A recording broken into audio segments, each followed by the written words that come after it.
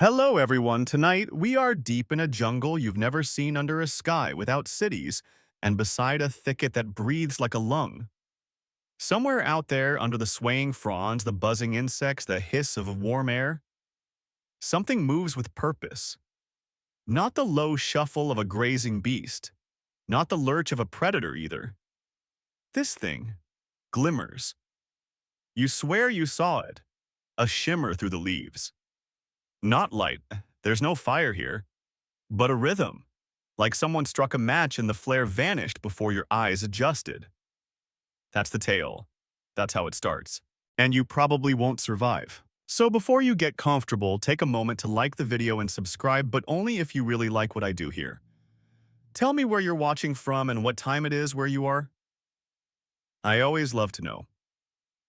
Now turn off the lights, maybe turn on the fan for some soothing noise, and let's get started tonight.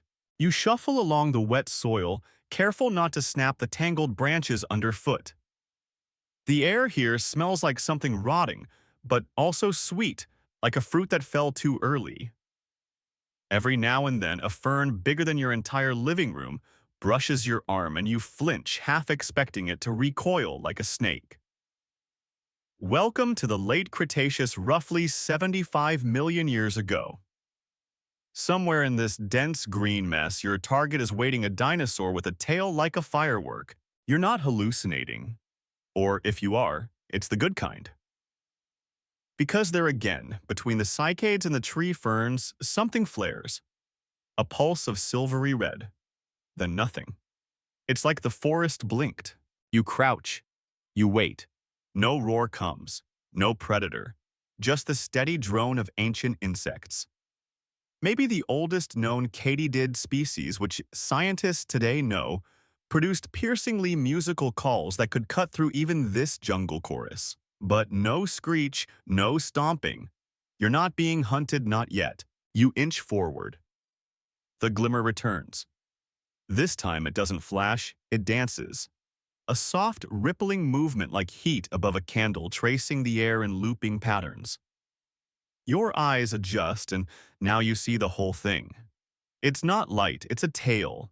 Long, ribboned with alternating stripes of color and feather texture. It seems to glide behind the animal like a scarf underwater. The dinosaur itself is small, no larger than a golden retriever, and lightly built. Bipedal, slender-legged, the kind of creature you'd expect to run from everything. But not this one. It stands in place entirely focused on its own display. One leg rises slightly, almost prancing. The head dips. The tail twirls. This, historians still debate whether such courtship rituals were unique to certain species or widespread across theropods. The fossil record rarely captures behavior, but here you are watching it unfold in silence. The creature flicks its tail again, this time with a sharp crack as the stiff feather tips slap together. That's new. A noisemaker. You lean back instinctively. It's not threatening, just surprising, like someone clapped in a quiet library. You don't speak tail, but you're fluent in, "Look at me," and this little dancer is shouting it with every movement. The forest around you doesn't seem to mind. A moss-colored turtle dozes in the mud. Overhead, a gliding mammal, probably Volaticotherium, coasts between branches, utterly uninterested in romance. But down here on the leaf litter stage, something important is happening. A single performance. No crowd, no mate, just instinct, memory, and movement. You take a step closer and the dancer freezes. Instantly, the tail drops. The colors vanish into stillness. The effect is shocking, like a spotlight going dark. You blink again. He's gone, but he's not. He's just still. Perfectly still. And in that stillness, the illusion ends. What had looked like fire becomes feathers. What had shimmered becomes brown and gray. Just another leaf, another log. The tail, so expressive seconds ago, now rests in the dirt limp. It makes you wonder how many of these creatures passed unseen. How often did one dance for an audience of none? Evolution doesn't care about applause, it only favors what survives. And if this species still dances millions of years later, then someone somewhere must have watched. You wait, long enough for the sweat to dry on your palms, long enough to regret not bringing water. And then it begins again. The tail rises, slowly, like a snake waking from a dream. The feathered ribbons catch the dim twilight and scatter it. Not like modern bird feathers, these are primitive proto-feathers. Not quite fur, not quite quill. Some scientists argue they evolved more for display than warmth, especially in warm climates like this. The tail sways left then right, tracing a pattern you don't understand but feel compelled to follow. It circles the dinosaur's body, then flicks skyward in a burst that makes your heart jump. The motion is so fast, so intentional, you could swear it created a spark. But of course, there's no fire here. Just mimicry. Just showmanship. Or maybe desperation. After all, this isn't a predator's tail. No armor, no venom. It's not even used for balance when running. It's an artist's tale, an invitation, a story with no words. And as you crouch there half hidden behind a spore-dusted boulder, you realize something important. This animal isn't hunting, it's hoping. The next morning is quieter than you expected. The jungle hums, sure, there's always something chittering or buzzing, but the drama of last night feels like it dissolved with the dew. You sit by a flat stone chewing something that tastes suspiciously like prehistoric celery, and you wait. That tail, you think. That ridiculous, brilliant tail. It wasn't moving like anything you've ever seen on a dinosaur. It was sentient. Okay, not literally, but close enough. It moved like it had opinions, like it disagreed with gravity. Then you hear it before you see it. A soft rustle, not quite bird, not quite breeze. And out she comes. A second one. This one's a little smaller, a little duller, and a lot more cautious. You stay perfectly still. A mosquito the size of a thumb lands on your arm and you let it. You're not missing this. She walks differently, more alert, less theatrical. Her tail at first drags behind her like a lazy banner. But then he appears again, the original dancer from behind a log. And instantly his tail perks up like someone hit a switch. And there it is again, that strange, twitchy, totally misbehaving tail. It seems to have a mind of its own. While his body stays still, the tail goes rogue. It curls. It coils. It snaps side to side like it's debating something. And then it flicks once, twice, and then unfurls feather by feather in a fan of movement that practically sings. You count 10 long display feathers, each slightly arched with black at the base, red along the shaft, and a glittering turquoise tip that catches just enough morning light to dazzle. Not dazzle you, you're a viewer, not a participant, but dazzle her. And for a moment she freezes. Then something weird happens. His tail moves again, but the rest of him doesn't. His legs stay planted, his arms slightly tucked, his head still. But that tail, it spirals like a ribbon in the wind, and somehow it's not even hitting the ground. It hovers. That shouldn't be possible, you think, not unless, and you catch it. The tail's muscles aren't just along the spine. They extend into the feather base. There's articulation, control, like a squid's tentacle or an elephant's trunk. He's not wagging his tail, he's piloting it. Historians still debate whether these feathers evolved from display-based muscles or if this was an accidental benefit of structural evolution. What's clear is that this creature has intentionality in the tail. It's not a byproduct, it's a message. She steps forward slightly, just one pace. His tail coils tightly into a spring-like posture, then releases into a slow arc like he's painting something invisible on the air. You realize now he's not just showing off. He's talking. Every loop, every flick, every sudden whip is part of a language you don't know but instinctively recognize. It's not just color either. The movement creates sound. Very faint, but it's there. A sh-t-sh as feathers rub against one another. It's rhythm, it's percussion, it's ancient music, probably the first live concert on Earth. And you think birds. Because of course you do. This whole jungle buzzes with early avians flitting about in the upper canopy. But this dinosaur, this tail-happy dancer, he's not a bird. Not yet. He's somewhere in between. Close enough to share a common ancestor.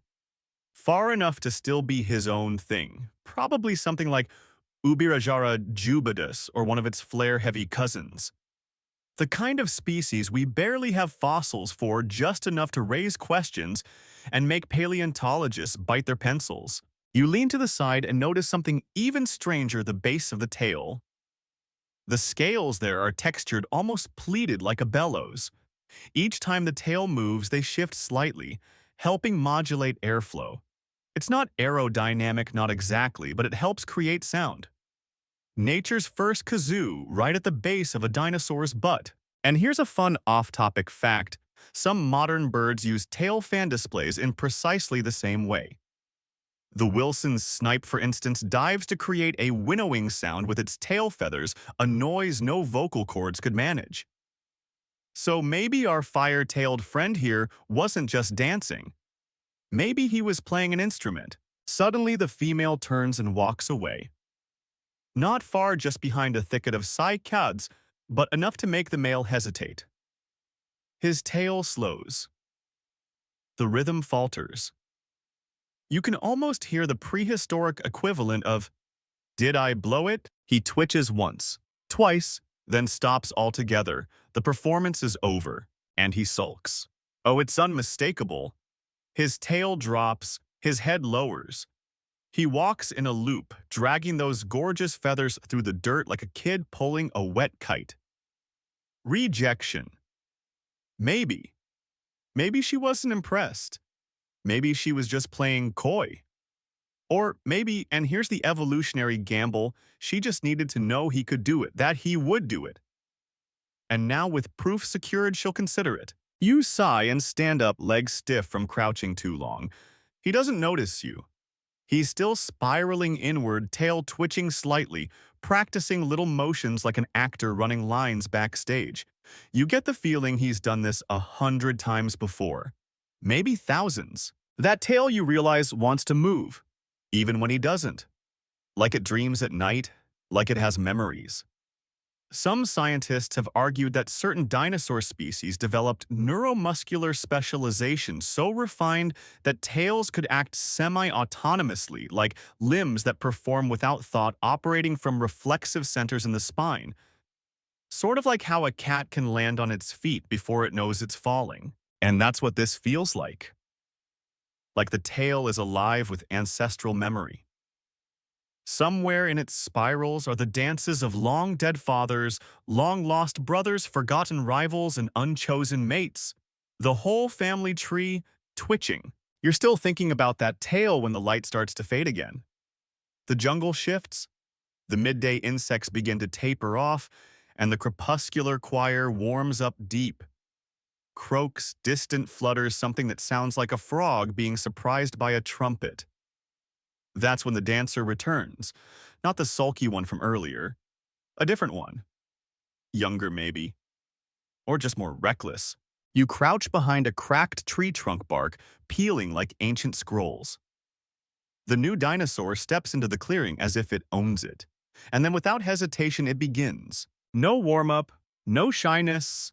The tail rises, fans and flares. It's faster this time. Sharper. More angular.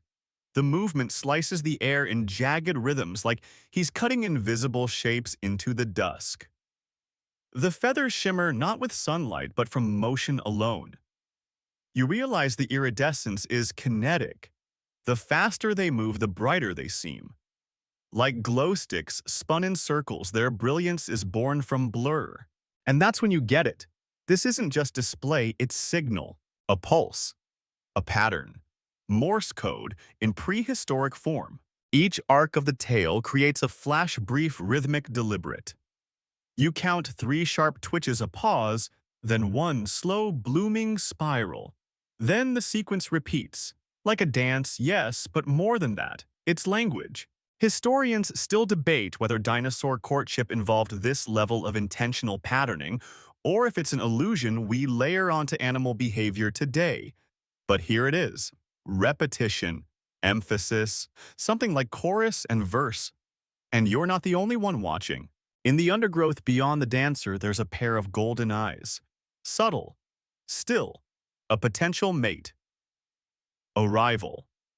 Hard to say. But the performance changes when they appear. The tail flares wider like a fan held open by a desperate actor. The tempo accelerates. You half expect pyrotechnics. And then the sound. It's not loud, but it's deliberate. The feathers slap together at precise angles, creating a clicking rhythm. You hear 5 clicks spaced evenly, followed by one broad woof as the tail sweeps wide and catches a leaf, sending it tumbling into the air. The leaf hangs mid-flight and the dancer spins toward it, tail following in a perfect arc, striking it with the precision of a cat swatting a string. Oh, come on, you think? He rehearsed that. It's absurd? It's beautiful. It's so well-timed that for a moment you forget you're watching a creature that will never know what a poem is, and yet here it is writing one anyway. But then the leaf hits the ground. The tail slows. The feathers lose their shimmer. He stops. You hold your breath. The golden eyes blink once, then twice, then vanish into the dark. No one comes out to join him. No mate appears. The signal, despite its clarity, went unanswered. He lets the tail drop. Slowly this time. Like drawing the curtain after a one-man play no one clapped for. But he doesn't slink away. He doesn't sulk. He simply resets, shakes his limbs, flicks his tail once lightly like brushing dust from an old coat. Then he turns and walks a circle, pausing at the same spot again. And he begins once more. This time the tail arcs high, drawing spirals against the dusky sky, feathers glinting with residual light. You hear that rhythm again, click, click, click, woof. He's repeating the pattern, training it into his body, carving it into time. Somewhere out there a mate might be watching. Or not. But he dances anyway. And that's the thing, isn't it? Most displays in nature aren't efficient. Peacocks don't lift those tail fans because it helps them fly. Birds of paradise don't moonwalk because it saves energy. These performances aren't practical, they're indulgent. They're risk and beauty in equal measure. And for many species, they're the deciding factor between extinction and legacy. Still, you can't help but wonder, what if no one ever watches? What if this tale so carefully evolved, so expressive, performs into the void? Odd fact. There's a species of male firefly that flashes a complex light pattern every night, even though the females of its species are believed extinct in some regions. Scientists call it ghost courtship. Mating signals with no recipients. Ritual with no audience. That's what this feels like.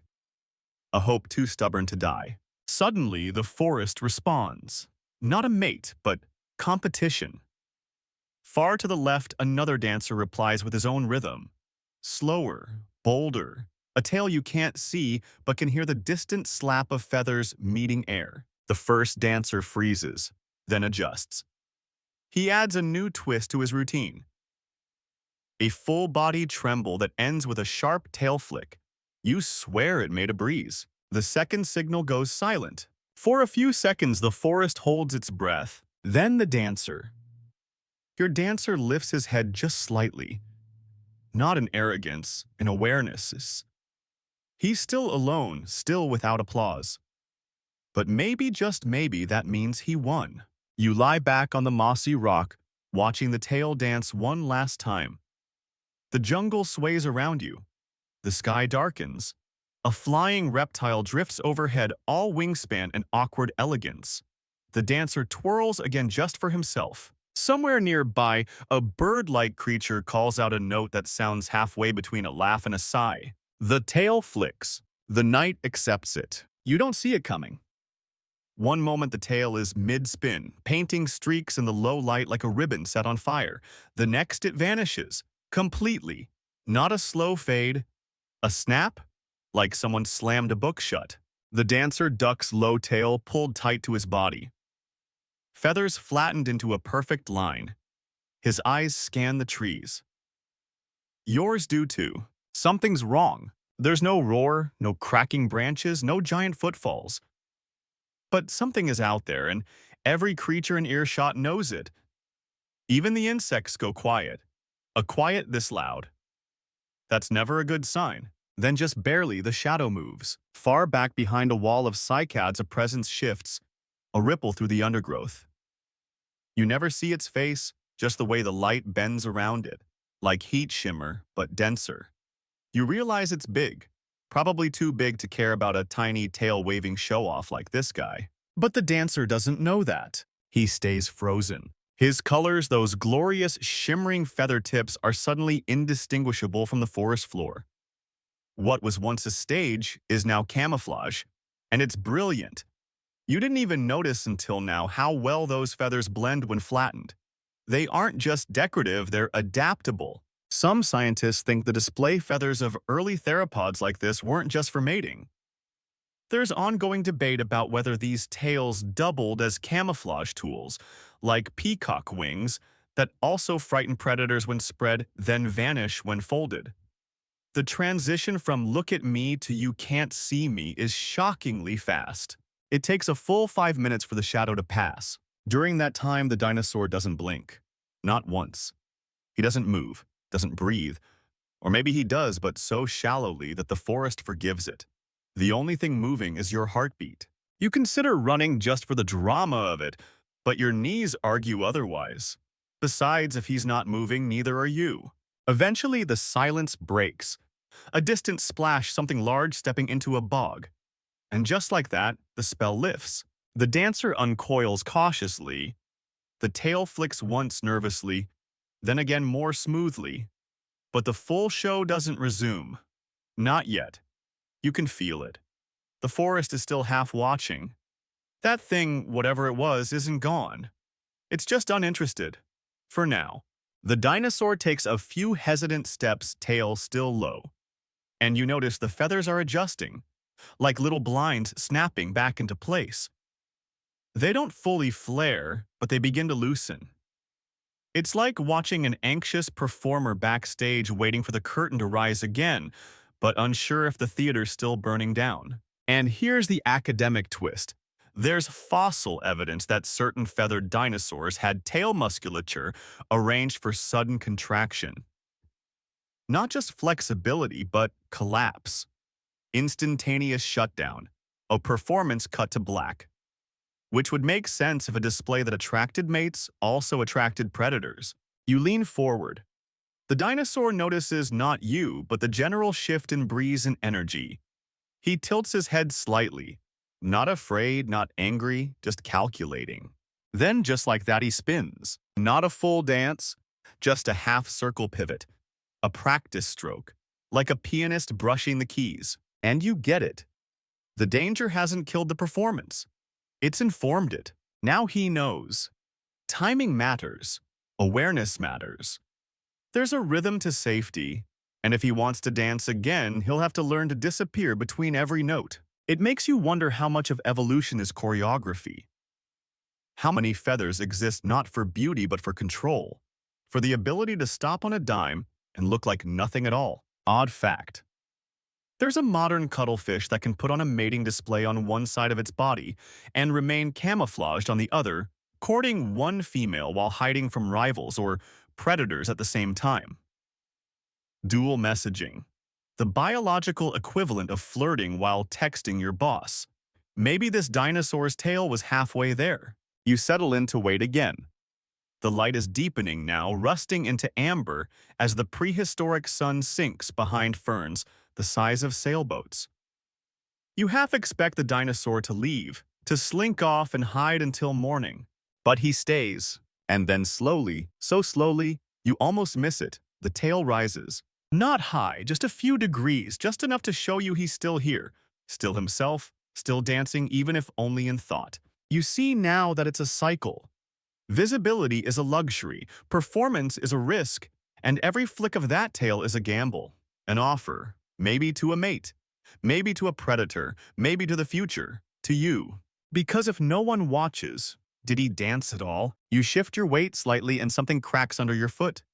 A twig, a tiny one but still too loud. He bolts. A blur of color vanishing into the trees. The tail is the last thing to go, curling midair like punctuation at the end of a sentence you didn't quite understand. And now it's just you. You the quiet and a forest that no longer seems to care you're here. You sigh and sit down again. There's a light drizzle beginning to tap against the ferns, just enough to smear the air with that green smell. The smell of things growing and dying at the same time. You rest your head back and think, that tale was never meant for us. It was meant for a moment, for a single gaze across the undergrowth. A flicker of attention and then gone. But you saw it. You really saw it. And that somehow feels like enough. You dream of ribbons, or maybe it's vines, or fire. But they move like tails coiling and twisting through the black, each one trailing sparks that blink like dying stars. And then, just as one comes close enough to touch, snap. You wake up. You blink against morning light filtering through the canopy like spilled milk. The forest is already awake. Bugs are screaming. Something in the trees is chuckling at a joke you don't understand. And a dinosaur, your dancer, is pacing in a clearing nearby. It takes you a moment to recognize him. He looks smaller now, more deflated. The tail feathers are tangled, crusted in dried leaves and bits of moss. They don't shimmer. They don't even move. Just limp and heavy like wet paper. You watch as he lifts one leg, then awkwardly lowers it again. He tries the beginning of a spin and gives up halfway through, tail dragging like a broken marionette. It's like watching a street performer without an audience. You shift slightly and he notices. For a moment he freezes. Then, not afraid, he returns to pacing. Head down, tail trailing. You've stumbled on something rare, the lonely tail dancer. There's no one around. No rivals. No potential mates. Nothing but mud plants and the occasional indignant lizard. And yet he stays. He spins. Not fully, not with the confidence of performance, but you can see the shapes he's trying to remember. 3 arcs. A flick. Then he pauses, like waiting for applause that never comes. It's practice, yes, but there's something else here. Something like addiction. Like compulsion. That tail wants to move whether anyone's watching or not. Historians still debate whether complex courtship rituals are always social or if they can become internalized behaviors. Some birds perform mating dances even in captivity with no visible audience, almost like the behavior itself is the reward. Maybe this dinosaur is stuck in that loop. Maybe he's dancing for ghosts, or maybe he's perfecting it. Every time he tries, the motions get sharper, cleaner. He adapts his footwork to the debris on the ground. He adjusts the arc of his tail to avoid the overhanging fern. And though the feathers are still ragged, they move with a kind of deliberate purpose, like he's chiseling a statue in midair. You can almost hear his thoughts. That flick was too slow, that twist didn't sing. Again. Odd fact, male lyrebirds, famous for their mimicry, will spend hours a day perfecting the rhythm of their dances, sometimes even practicing away from females, mimicking the calls of other species just to push their vocal range. Art for art's sake. Showmanship on autopilot. That's what this feels like. A dress rehearsal. The show must go on even if the jungle's audience is just one half-interested hominid and a few flies. And maybe that's the point, because something changes. Mid-practice, mid-flick, the tail stops. He freezes, not in fear, not like before. This is different. Slowly the head rises. The eyes blink once, and then he begins again, this time with more control. The tail arcs low, sweeping leaves without disturbing them. Then rises, flick spirals. It's beautiful. No shimmer, no showiness, just grace. Like he's not showing off anymore. He's remembering. A dance older than his bones. A motion passed through blood and tendon from 100 generations before. Instinct sharpened into choreography. And here's where it gets weird. Because you swear he smiles. Okay. No lips, no teeth showing, but something in the tilt of his head. The flare of the feathers, the relaxation in his frame, it reads like satisfaction. Like someone finally getting the rhythm right after hours of trying. And you feel it too. He spins, not wildly, not with abandon, just one clean circular step, tail trailing like a signature. It's a full routine even if no one's watching. And yet, someone is. From the shadows, a rustle. You turn. Just a breeze at first, but then movement. Soft, careful footsteps in the fern shade. Another dinosaur. Smaller, quiet. Not a female, not a rival. A juvenile. Wide-eyed, hunched low, watching. You hold your breath. The dancer doesn't stop, doesn't falter. Maybe he doesn't know he's being observed. Or maybe he does and it's part of the plan. Maybe every performance, no matter how private, has the potential to become a lesson. The young one moves a little closer. Your heart thumps. You're witnessing something extraordinary. The adult finishes his spin, lowers his tail, turns to drink from a muddy pool. No drama, no finale. The juvenile stays put, eyes fixed on the now still feathers. And then miraculously it mimics. Not perfectly, not gracefully, but it tries. A little shuffle, a tail flick that knocks into a stick and makes the young one stumble backward in embarrassment. But it tries again. You sit in awe. Because here it is, the possibility that this isn't just instinct. It's learned, passed down, rehearsed, perfected. Maybe the tail dance isn't born in the bones, it's sculpted in the watching. And you remember something, art survives, even without a crowd. You lose them for a while. The dancer and the wide-eyed observer vanish into the jungle's folds, swallowed by leaves that rustle like gossip and tree trunks that seem to lean in when no one's watching. You try to follow, but every path seems to double back on itself. The undergrowth thickens, the shadows grow, and then, like flipping a switch, the light changes. Moonlight. It leaks through the canopy in trembling pools. Not strong, not white, more like pale honey spilled on cold stone. You wouldn't have noticed it if not for the silence, at that special kind of quiet that comes when the sun forgets to supervise. Then you hear it, a rustle, a pause, another rustle, not afraid, not hurried, just careful. And out he comes. Same dancer. You'd know that posture anywhere. Tail low but alert, shoulders forward, but something's different. The tail moves slower, not sleepy intentional, like every flick is a sentence. Then, under that shaky light, the tail lifts and blooms. Your jaw actually drops, because it's beautiful in a way it wasn't before. These aren't just feathers, they're moonlight machines.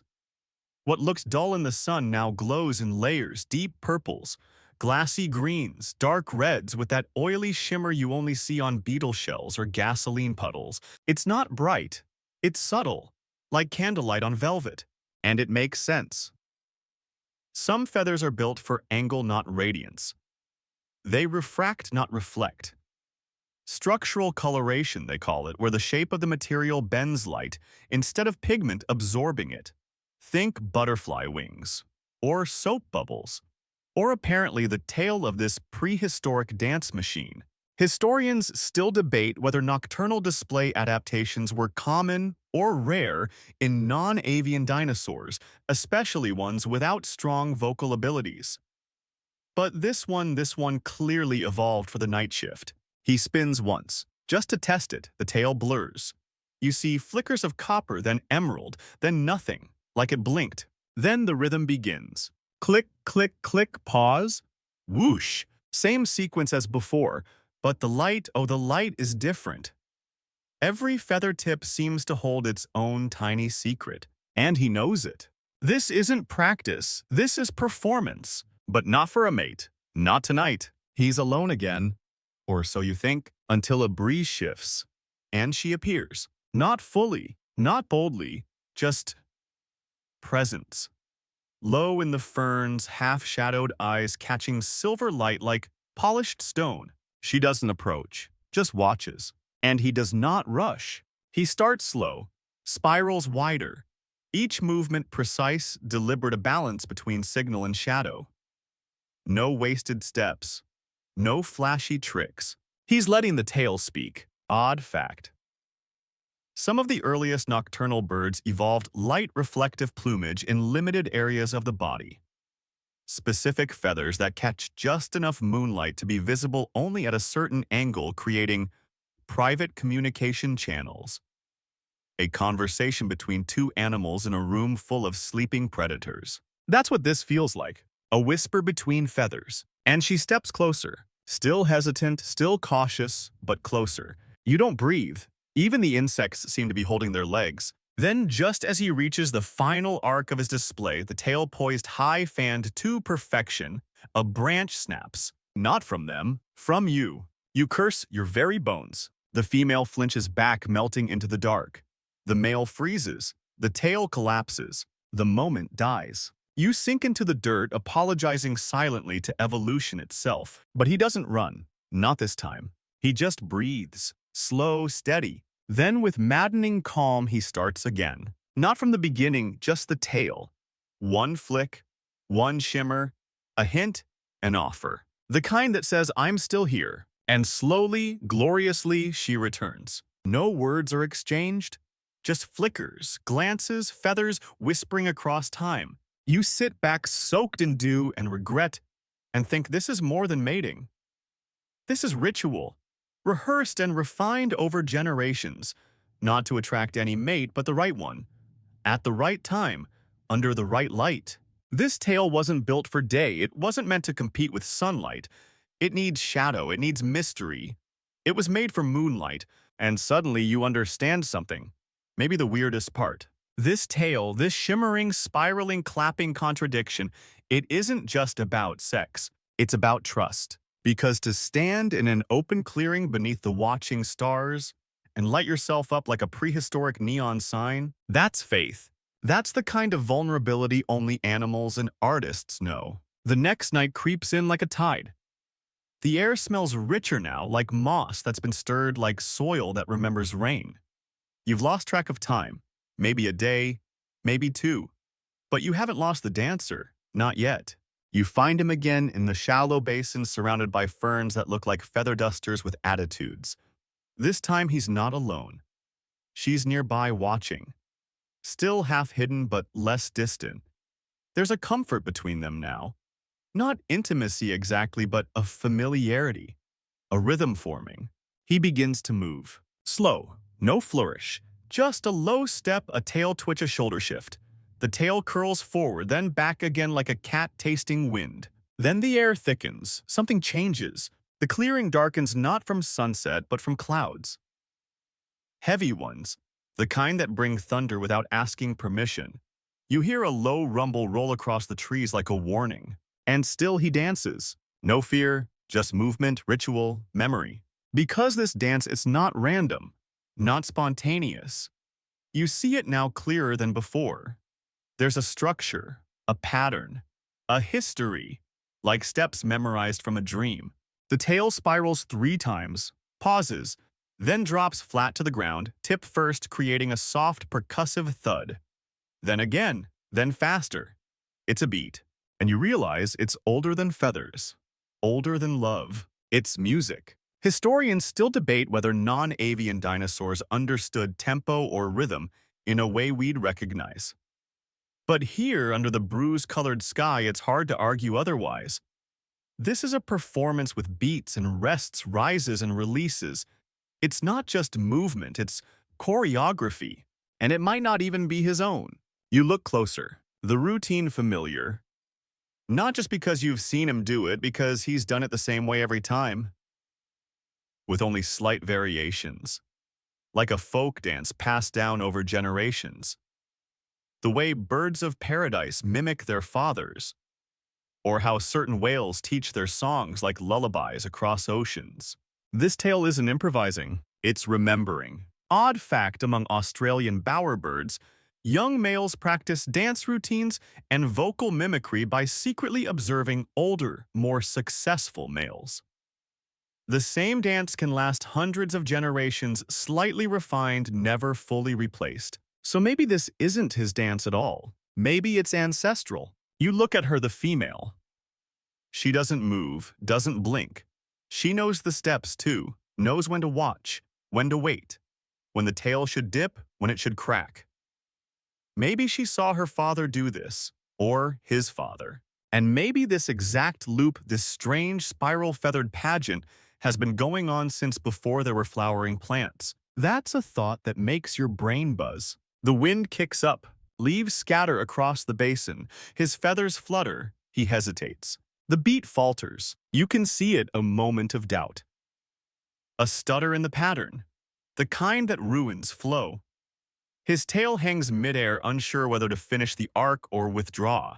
But she stays. And that's when he does something you haven't seen before. He changes the rhythm, a break from form, a new flourish. The tail lashes sideways twice, then drops to the dirt, not with a soft thud, but a sharp, deliberate crack that echoes into the trees. She steps forward. Only one step, but it's enough. Because he sees her. And you see him. And history watches both. And now the dance transforms. The base pattern is still there, but he bends it, embellishes, improvises. He loops the tail tighter, faster. Feathers shimmer in spirals like oil slicks caught in wind. He rears slightly on his toes, yes, toes, and spins so quickly you feel dizzy just watching. You're not the only one. Even she seems surprised. And it raises the question, how long has this gone on? Not this one dancer, this one couple, but this behavior. How far back does it go? Fossils don't preserve motion. Not often. But scientists have found traces, grooves in stone where ancient creatures circled in ritual feather impressions frozen mid-fan. A few bones from a species like Ubirajara jubatus, with strange flat rods extending from the shoulders, possibly for display, possibly for something we've never seen. Historians still debate whether those rods were used in dance or defense. The truth is, the fossil only captured the bones, not the music. You lean against a trunk and watch this dancer write his own fossil into the air. Because that's what this is, a living imprint. One that will vanish the moment it's done. No record, no trace. Unless someone remembers, or someone watches. The storm finally begins. Not a crash, just a hush, a heavy sigh from the sky. Rain falls in wide, soft sheets, and still he dances. The feathers soak, grow heavy, sag, but he doesn't stop. She watches. You breathe. And in that moment, under prehistoric rain and moonless dark, you think the first art was probably never painted. It was danced. The rain doesn't last long, but it leaves everything dripping and twitching. Branches shake off their burdens like irritated cats. You're soaked through your bones. The dancer is too, and yet you stay. Because what just happened wasn't ordinary. You've watched a solitary tail dance shift into something shared, and now it's awkward. He's still here preening his soggy feathers with the kind of speed only embarrassment fuels. She's nearby, but the moment's passed. You can feel it. Like the end of a date when no one knows who's supposed to say goodbye first. He gives a half-hearted tail flick. Just one. No shimmer, no rhythm. Just a limp suggestion that maybe. They pretend none of it happened. She tilts her head. Then out of nowhere, a third dinosaur stumbles into the clearing. He's younger, fresher, dry, and loud. The moment this new one steps out, he's already trying too hard. Tail high, chest puffed, feathers flared before anyone asks. It's like watching a middle schooler show up at prom with 2 bow ties and a hoverboard. He doesn't hesitate. He launches right into it. Spin, flick, snap, no warm-up, no pacing. Just a chaotic swirl of color and confidence. And it's kind of impressive. The feathers are brighter, the tail's slightly longer. He's clearly got the raw talent. But no rhythm, no nuance. It's a fireworks show with no music underneath. All flash, no heartbeat. She watches. One blink, then another. You glance at the original dancer. And there it is, that posture. The dreaded, oh no, someone better just showed up stance. He sinks slightly, tail low, shoulders forward, not in aggression, in doubt. It's the universal language of being upstaged. Odd fact in some birds, Like the satin bowerbird, females will visit multiple males and casually observe their dance routines before choosing. Sometimes they reward confidence over complexity, but other times they pick the quieter one, the one who refines rather than flaunts. Historians still debate whether dinosaur social dynamics allowed for rivalry like this, or if what we're seeing is a modern projection onto ancient behavior. But this feels real. The younger dancer whips into a wide arc tail, catching moonlight like a silver blade. He overdoes it, of course. Sends a flurry of damp leaves flying. One of them sticks to his face. He panics, stumbles, crashes into a rotted log with a dramatic squelch. The tail crumples like a cheap tent. Silence. Then, without a word, he vanishes back into the ferns. You and the original dancer lock eyes across time. Did that just happen? Yes, it did. And the look on the female's face, if dinosaurs had eyebrows, hers would be halfway off her skull. There's something in her stance that says, well, that was a lot. The original dancer exhales, not with victory, with disbelief. But here's the surprising part. He doesn't rush to perform again. Instead, he walks to the center of the clearing, slowly, carefully. He lifts one foot, then the other, like checking the ground is real. And then he sits. You didn't know dinosaurs could look thoughtful, but here we are. The tail rests on the ground beside him. Damp, still. The feathers ruffled but not ruined. You can tell he's exhausted not from movement but from meaning. From effort. From putting his soul into something that almost got overshadowed by a tail with better lighting. And yet, she stays. That's the miracle. She could leave, could follow the younger one, or vanish into the ferns like she never existed. But she doesn't. She settles. Not next to him, but nearby. Close enough. You watch as she adjusts her stance. Hunches down. Not submission, not invitation, just presence. An agreement that maybe performance isn't everything. Maybe stillness matters too. And it hits you like a falling tree this whole time the tail has been talking. But now it's quiet. Now it listens. You lie back, spine to soil, and look up at a sky too old for stars you recognize. You wonder how many of these rituals, these failures, these flukes, these silent exchanges never got fossilized.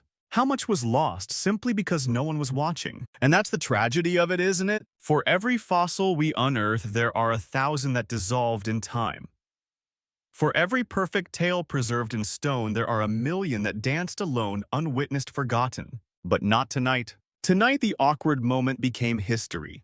Tonight, 2 dinosaurs sat in silence under ancient trees with feathers damp and hearts weirdly aligned.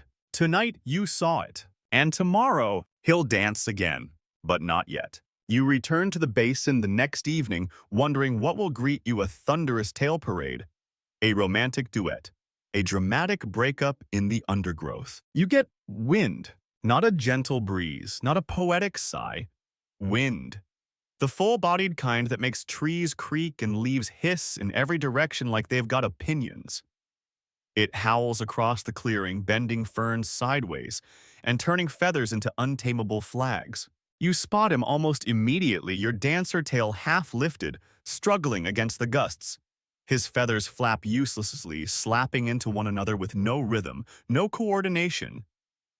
It's like watching someone try to juggle scarves in a hurricane. He stops, tries again. Wind shoves him sideways. You wince. That had to sting the pride. The female is nearby again, watching from a ledge above the basin. Her body language is unreadable, half interested, half entertained, but definitely not impressed. He gives it another go, positions his feet, lifts the tail slowly, carefully, like drawing a bow. Whoosh! The wind rips through again, yanking his entire display sideways like someone tugged on a curtain mid-performance. The feathers twist, snap, bend in weird, tragic angles. He stands there utterly betrayed by physics. You can feel the frustration rising in him. He turns his head, adjusting his posture. Tail curls tighter, tighter, and then he spins. It's not a bad move, but the wind ruins it anyway. The arc flutters mid-air, the tip of the tail flopping uselessly like a soggy streamer. One feather detaches and spirals upward like a paper airplane filled with shame. He freezes. You freeze. Even the forest seems to pause for the verdict. And she walks away. Not dramatically, just turns and disappears behind a wall of cycads. Oof! You sit down on a root and exhale for him. He doesn't chase here, doesn't sulk.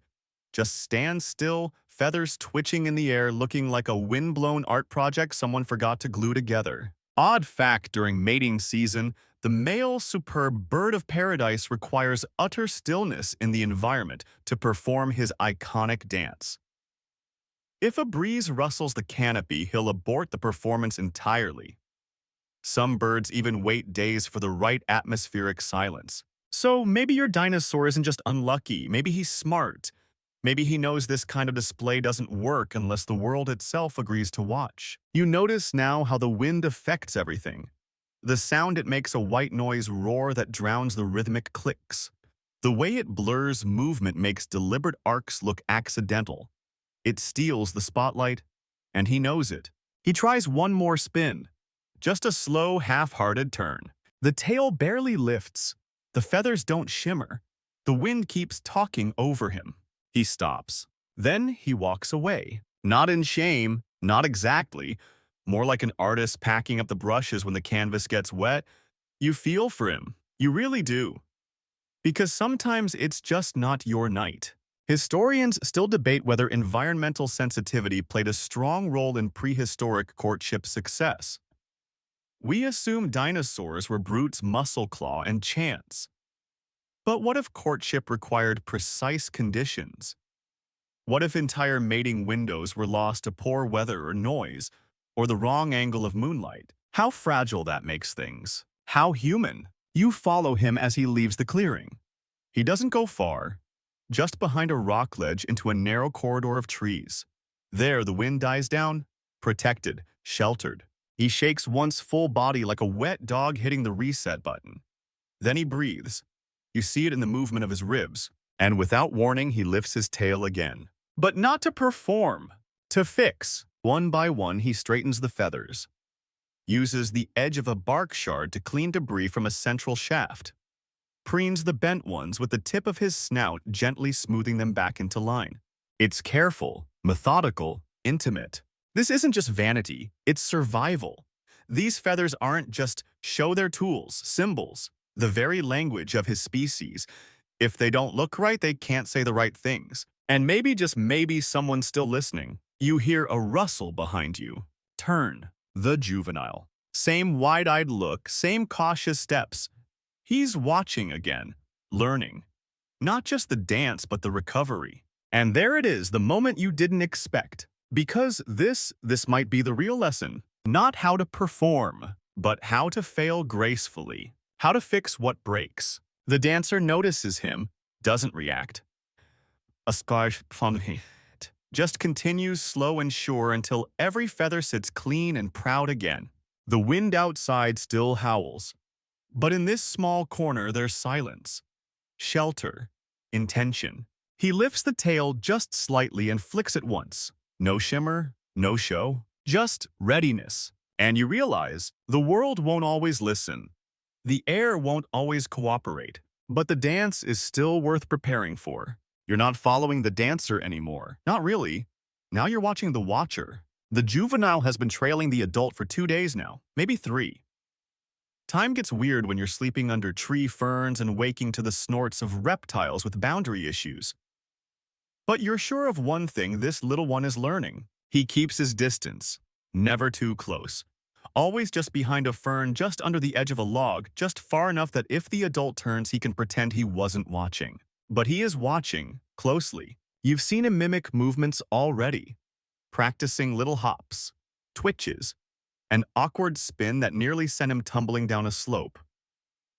And now he's watching something much more boring but no less important. Maintenance. The adult is groomings again, refluffing feathers, scratching in just the right places, testing balance, resetting symmetry. The juvenile copies fumbling with stubby tail feathers that haven't even finished growing. He lifts them, wiggles them, sneezes on them. Not quite the regal image. more like a kid trying to tie a tie with spaghetti noodles. Still, he tries, and you can't help but wonder how much of this is taught. How much is inherited through watching through quiet imitation? Historians still debate whether such behavior in dinosaurs was instinctual or learned. But more and more, the fossil record points to complex social learning, especially in species with prolonged parental presence or overlapping generations. You notice something small.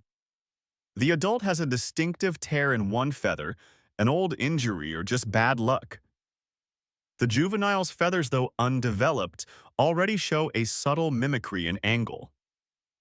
He's tilting his tail the same way, not because he has to, but because that's the pose he's learned. You smile. It's a little like watching a toddler imitate their big brother's swagger. Even the flaws become part of the performance. And here's an odd fact: in some songbirds, juveniles raised in isolation develop abnormal songs, off-pitch, incomplete, weirdly disjointed. But when raised near adults, even without direct instruction, they sing perfectly, like the melody was waiting for a mirror. So maybe this dance, this sparkling, spiraling, shimmering courtship language, it needs an audience before it gets one. The adult finishes preening, stands up, tail low but ready. He glances back once, right where the juvenile is hiding. You hold your breath. Did he see him? Does he know he's being watched? If he does, he gives no sign. He just walks toward a nearby rise, one of those natural stone platforms where the leaves thin out and the moon hits just right. And he begins again. You can see the tension in his body even from this distance. He's holding back, testing the wind, listening for threats. Then the tail lifts, not high, not showy, but with intent. He steps once, twice, begins a slow rotation. The juvenile scampers to a better vantage point. You're not far behind, creeping along the slope like an uninvited camera crew. The dance is different this time. Slower, measured. Not trying to impress, not rehearsing, just expressing. Like someone walking through old choreography just to feel it again. Spiral flick, pause. Spin step, flick. And then a snap behind him. The juvenile try to move. A basic flick, loud, clumsy. You wince. The adult stops cold, turns, silence. You're ready for a scolding, a warning posture, a territorial bluff. But none comes. He just looks at the little one for a moment longer than usual, and then shockingly he performs again. Same flick, same motion, but slower, exaggerated. A demonstration. The juvenile watches, then tries again. Still awkward, still offbeat, but closer. You want to cheer. You want to whisper, "Yes, that's it," but you stay silent, because something important is happening. The adult repeats the move again, then another, and another. It's not a full dance.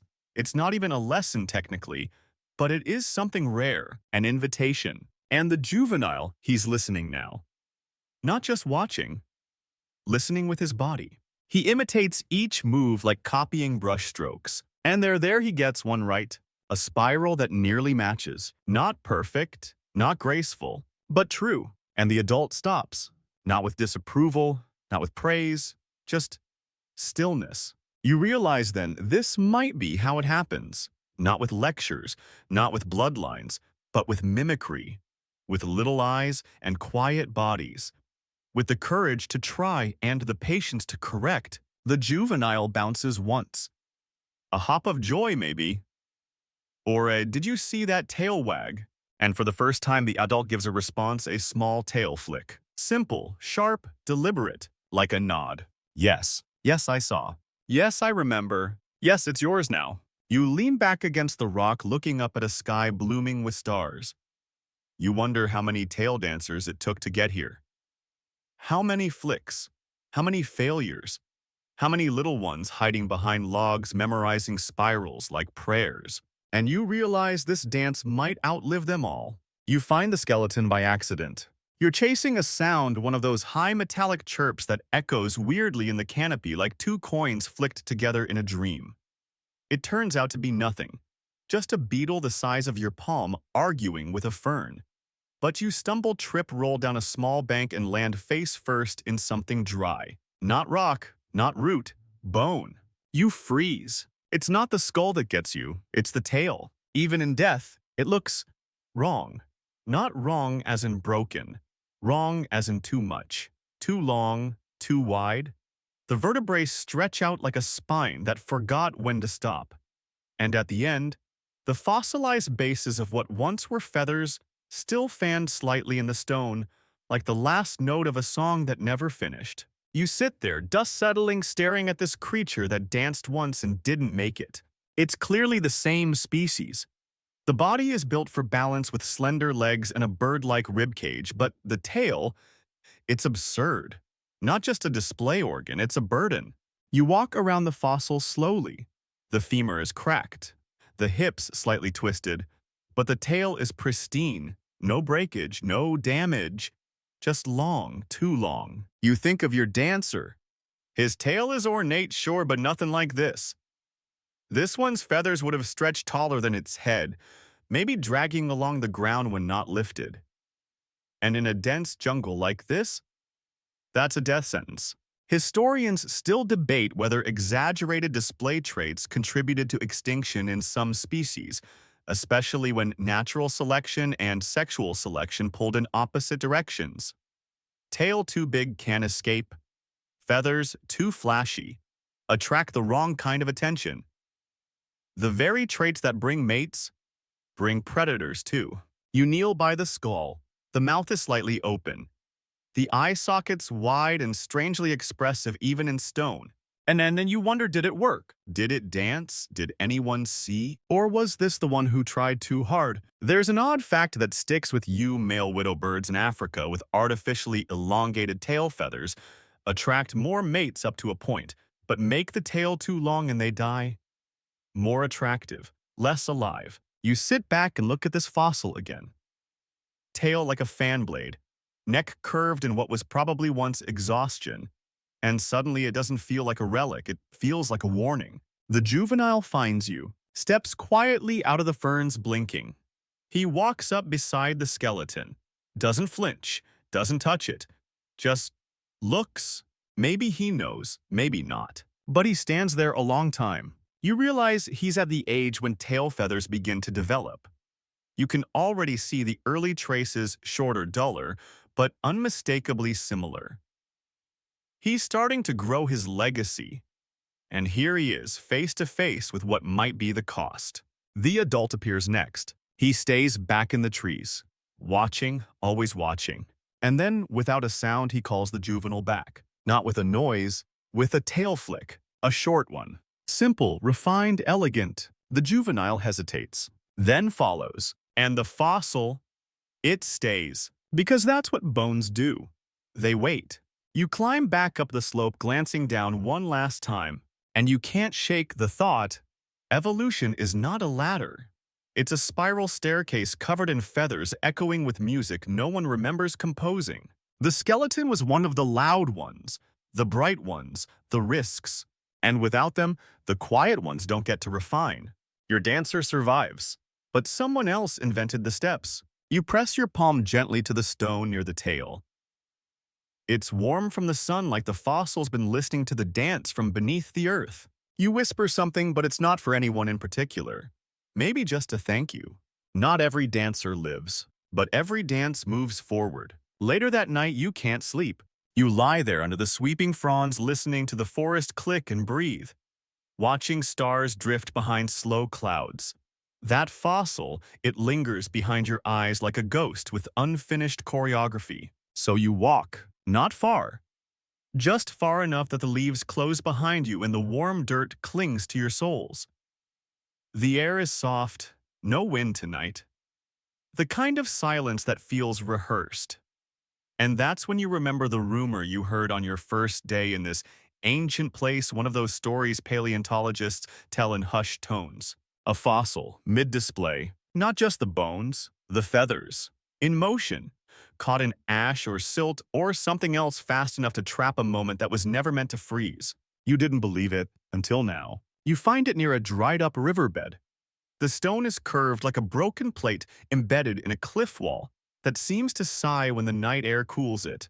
And there inside the shale is a burst, not a skeleton, a flare. Feathers, not arranged for rest, not folded neatly, but spread wide fanned in that telltale arc. A perfect half circle. Mid-dance, mid-flick, mid-sentence. You gasp. Because it's not just decorative, it's technical. You can see the asymmetry, the way some feathers curve upward while others spiral slightly back-angled just so to create that shimmering ripple. It's a firework stone cast, a fossilized exclamation mark, and just behind it, the body. Not whole, but enough. The tail vertebrae curve forward muscles etched faintly in trace fossil impressions. The legs are mid-step, one lifted slightly, the claws halfway curled. They weren't resting, they were performing.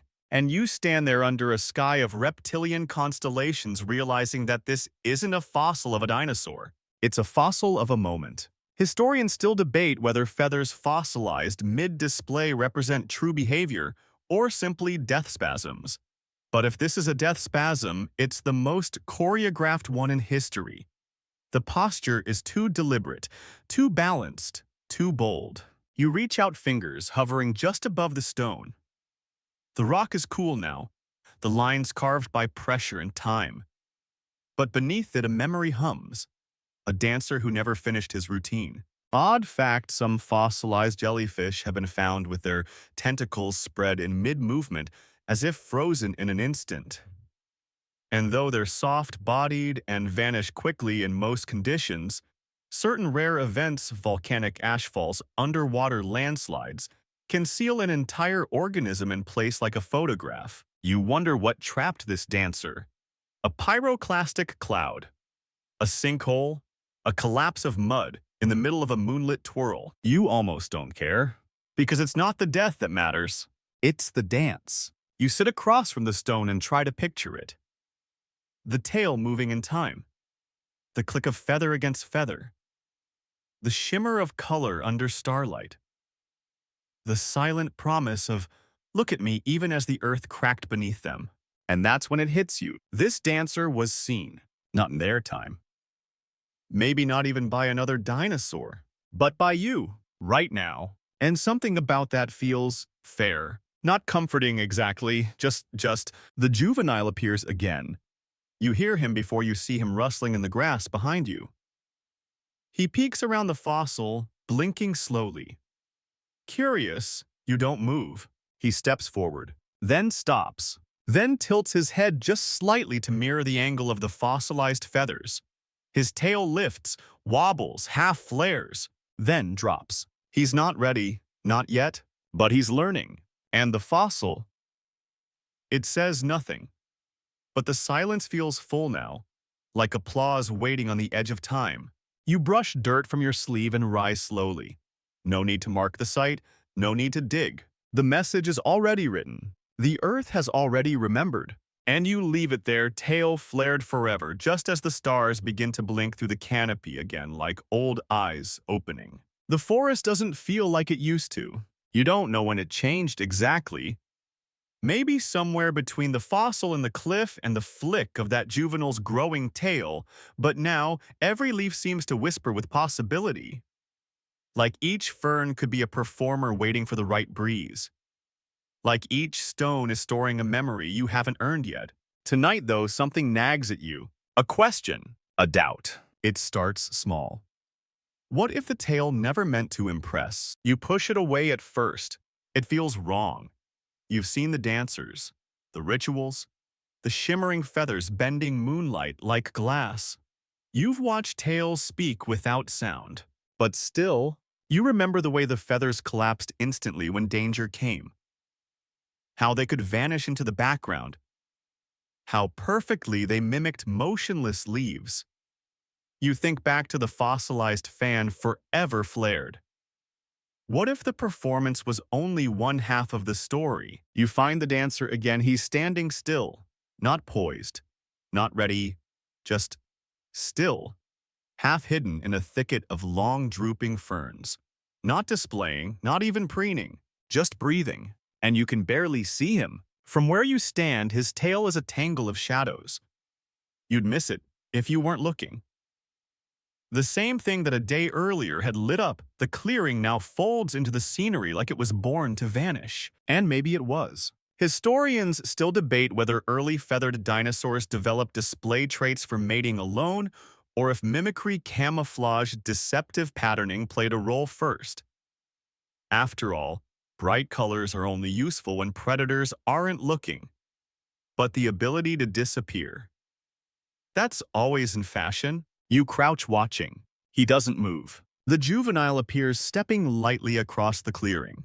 He pauses, looks around, and still doesn't see him. Not until the adult flicks his tail just slightly. A tiny shift, a single feather catching moonlight like a wink. The juvenile flinches surprised, then relaxes. He walks over clearly sheepish and hunkers down beside the adult. It's almost a little funny, like someone failing to spot their friend in plain sight during hide and seek. You can see the lesson forming in real time. The adult doesn't start a dance, doesn't flick or shimmer. Instead, he folds further inward, becomes a pile of colors that somehow looks like nothing. The juvenile watches, blinks, then tries to copy him. It's not great. His tail sticks up a little too high. A foot shifts. A feather twitches with impatience. But he's trying. Odd fact, some modern lizards use brightly colored tails to distract predators. The tail draws attention away from the head or from motionless limbs. In some species, the tails can even detach a trick that confuses attackers, while the rest of the animal escapes. So maybe this tail, this feathery marvel, wasn't just a courtship tool. Maybe it was a decoy. A flashlight turned on and off depending on who was watching. You sit there for a while feeling a little betrayed by your own assumptions. Not in a bad way, just in the kind of way that reminds you how small you are in the face of evolution. Because now you're not sure. Is the tail a poem or a disguise? Is it a signal or a shield? Is it both? The adult slowly rises, shakes himself off. The juvenile mirrors him.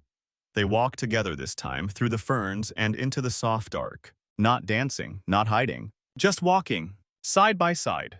And that's the real twist, isn't it? Maybe the tail started as one thing and became another. Maybe what was once meant to deceive it turned into beauty. Or maybe the other way around. You exhale slowly. The trees above you creak gently. Somewhere far off, something hoots a low melodic sound that seems to ripple through the canopy.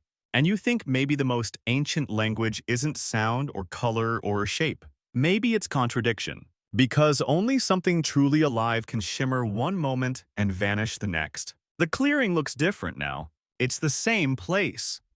Same tangled roots, same soft, spongy moss, but something's changed. The leaves hang heavier. The air feels warm and thick like breath that doesn't belong to you. And overhead, the clouds have gathered into something enormous and brooding. A storm is coming. You knew it all day. The sky had that yellow tint. The birds disappeared hours ago. Even the bugs went quiet, and nothing quiets those things.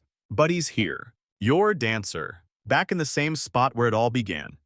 The basin, the stage. And he's waiting. No tail flutter, no warm-up, just stillness. You can almost feel the tension in the feathers pulled tight like string on a bow. And then, thunder, low, distant, rolling. He lifts his tail, not in panic, not in haste, like someone lifting a curtain before a final performance. You're not alone. The juvenile is here perched halfway up a tree trunk for a better view. And her she's returned too. The one from before. The one who watched then walked away. She's back, crouched behind a wall of hanging leaves, half curious, half expecting something worth staying for. He begins to move, but this time it's different, slower, more grounded. The tail rises not in arcs but in waves, like the ocean pulling back before it slams forward. The feathers don't shimmer, they glow, caught in the charged air like they're drawing energy from the storm. It's not a performance anymore. It's a ritual. Each step is measured. He circles the clearing once, tail swinging low, barely brushing the moss, leaving tiny swirls in the dirt. Then he lifts it skyward in a sudden spiral that actually startles you. It doesn't shimmer now, it flares. Colors bloom under the storm clouds, copper deep red, and a strange green that only exists when lightning is about to happen. He spins, not once, but 3 times, each turn tighter than the last, until the tail becomes a ring of light trailing behind him. The sky answers. A bolt flashes far off but bright enough to burn an afterimage onto your eyelids. And he keeps dancing. Not for her, not for you, for the storm. Historians still debate whether early animal behavior was influenced by atmospheric shifts, barometric pressure, static charge, but anecdotal evidence from birds, deer even. Insects shows increased activity right before a storm. Maybe it's biological. Maybe it's ancestral memory. Maybe it's instinct trying to beat the weather at its own game. But this is communion. She steps closer, not cautiously now, willingly. Her tail is down, her eyes are wide. He spins again, tail trailing fire in the air that isn't fire. And this time she doesn't just watch, she answers. A short flick of her own tail. Barely a whisper, but deliberate. Yes, you nearly gasp. Even the juvenile leans forward, forgetting to hide. And then the thunder speaks again, this time closer. The wind finally catches up to the light. The trees bend, the leaves dance on their own. But he stays steady even as the gusts push at him, tug at his feathers. You see the strain now, muscles pulling against nature's hands, feathers rippling but holding shape. He's resisting the storm. Not because he's foolish, because he wants to be seen. Odd fact, modern birds of paradise sometimes dance through heavy rain, their feathers soaked and dragging because the display matters more than the discomfort. Mating season doesn't wait. The moment doesn't come back. And maybe this moment won't either. He slows. One final step. The tail lifts once more. A single flare. Then stillness. Lightning flashes. And in that frozen second, the clearing glows like glass. You see everything. Her standing still but changed. The juvenile tail twitching unconsciously in echo. The dancer feathers flared, head bowed. And for the briefest blink of time, you think this is it. This is the fossil you wish you could leave behind. The one no stone will hold. But memory will. The rain begins. Heavy now. Soaking. Cleansing. And yet they don't run. They stay. She walks toward him. And they stand there together, tails low, feathers tangled in the downpour that blurs all boundaries. You close your eyes, not because you're tired, but because you've seen enough. And what you saw will echo for millions of years in silence. You wake to soft dripping. The storm has passed. The sky above is no longer a ceiling of fire and thunder. It's a quiet sheet of ash blue, the kind of color that only appears when everything is washed clean. Mist curls low across the ground, rising from damp soil like ancient breath. The clearing is still. The dancers are gone. No footprints. No feathers. No signs of chaos or courtship or even silence. Just the clearing as it was, as it always has been. But you know they were here. You saw it. And in this hush you remember every flick, every shimmer, every tail that rose in defiance of obscurity. You walk to the center of the clearing. Carefully, as if you might still interrupt something unseen. You crouch and place your hand against the moss, half expecting it to pulse. It doesn't. But your hand does. Because deep in your chest, something is still moving. Some rhythm. Some echo of a dance you couldn't imitate but will never forget.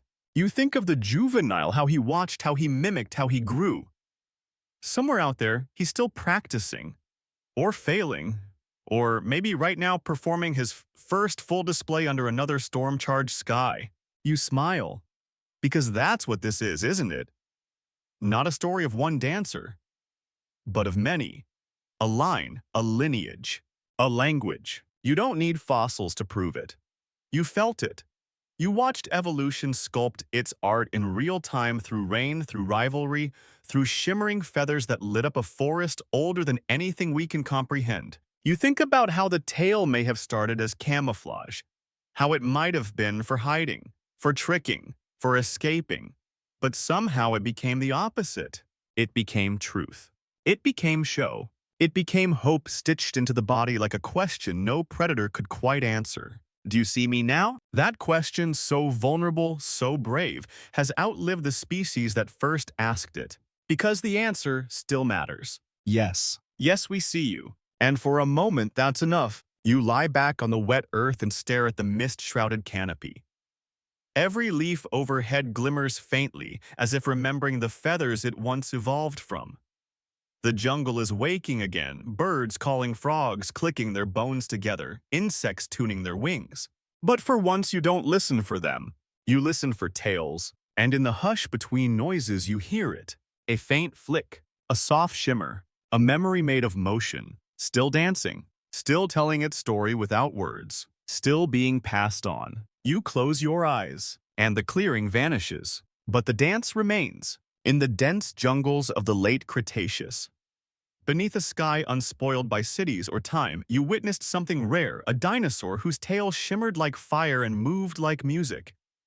At first it seemed a strange marvel, an evolutionary oddity built for romance and rhythm.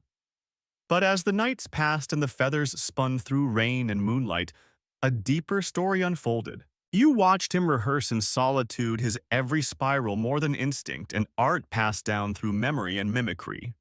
You saw him falter in the wind, his tail humbled by nature's indifference. You saw him teach unknowingly as a juvenile watched in silence, learning without asking. You stumbled upon fossils, some too elaborate to survive, some frozen mid-dance, proof that even gestures vanish before they're understood. Was the tale for courtship, camouflage communication? The truth danced between theories like feathers in a storm. Maybe it was all of them, or maybe like so many things in life, it began as one thing and became something else entirely: beauty, born from danger, poetry, born from silence. In the final storm, the dancer's ritual rose not to impress a mate, but to meet the sky itself. And you, unseen, bore witness. You understood that the dance was never about being perfect. It was about being seen. And now you carry it with you. A shimmer in your memory, a spiral on your breath, a tail that still flicks. Somewhere,